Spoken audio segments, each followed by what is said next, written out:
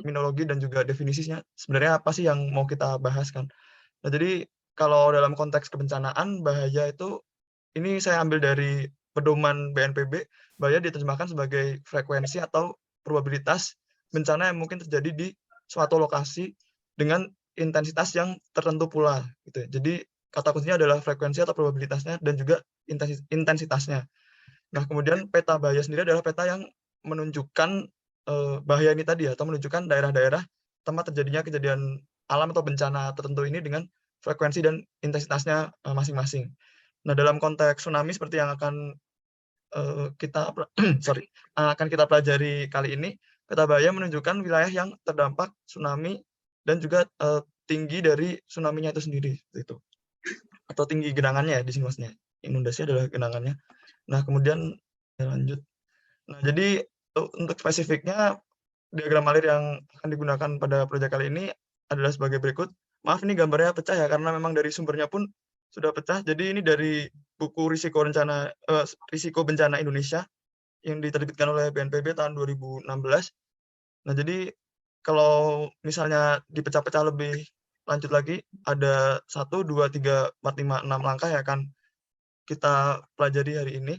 Nah, yang pertama yaitu adalah pengolahan di dam-nya, data dari dam, kemudian adalah pengolahan dari data tutupan lahan atau ya tutupan lahan tadi yang dari ESRI, kemudian ada penentuan dari run up tsunami-nya, lalu ada perhitungan HALOS. Nah, HALOS ini apa juga nanti akan dijelaskan lebih lanjut, di belakang.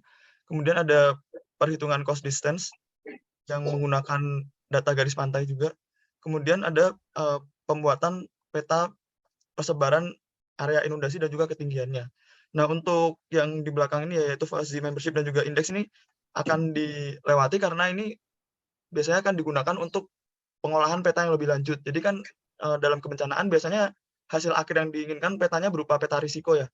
Nah, peta bahaya sendiri itu hanya salah satu komponen dari yang membentuk peta risiko itu, gitu. Jadi, setelah ada peta bahaya biasanya nanti ada scoring lebih lanjut yang digabungkan dengan peta kerentanan dan juga peta kapasitas. Nah, nanti hasilnya akan jadi peta risiko. Sementara untuk kali ini hanya berhenti pada peta bahaya saja sehingga 2 proses terakhir ini tidak akan dilakukan. Nah, lalu kenapa metode ini yang dipilih? Jadi metode ini tadi ya menggunakan, HALOS atau hilangnya ketinggian dari tsunami sesuai dengan kekasaran tutupan lahannya. Ini nanti akan saya ulang lagi di belakang. Nah,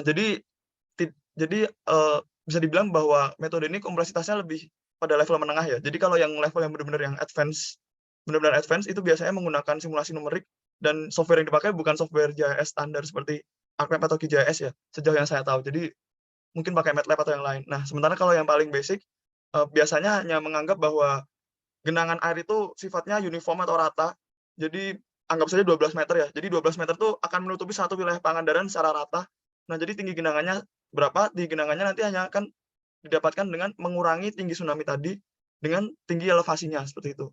Nah, sementara cara ini tidak, memodifikasi sedikit dari cara yang terakhir tadi ya. Jadi dia akan mempertimbangkan efek dari tutupan lahan itu. Jadi kan, beda ya kalau misalnya tutupan lahannya hutan atau misalnya tutupan lahannya ya hanya lahan kosong saja, itu efeknya akan berbeda terhadap laju atau pergerakan dari, gelombang tsunami-nya, seperti itu. Sehingga nanti inundasinya pun atau persebaran dan juga tinggi inundasinya pun akan berbeda-beda tergantung tutupan lahannya. Nah, jadi, flowchart dari RBI BNPB ini mempertimbangkan hal tersebut tadi, sehingga itulah kenapa saya memilih untuk mengikuti cara dari BNPB ini, gitu.